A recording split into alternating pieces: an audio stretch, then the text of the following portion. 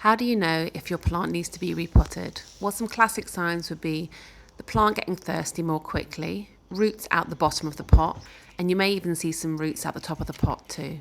So it's out with the potting mat, and you're going to need your plant and some potting mix. I like to make my own. This is a mix of cocoa coir, perlite, orchid bark, and a little bit of leca.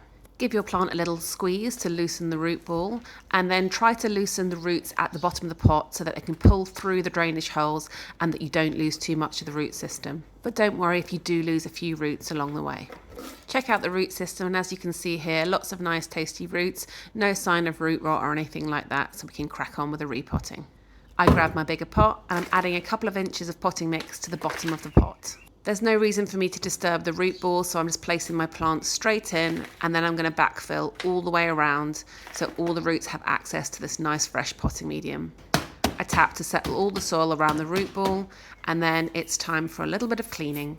I'm using some diluted peppermint soap and spraying the plant down thoroughly, wiping both the front and backs of the leaves. I like to work from the bottom to the top because if there are any pests around, they're going to be hanging around on this new growth at the top.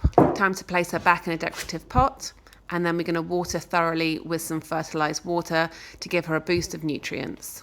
And we're done, and she's all set up for the rest of the growing season.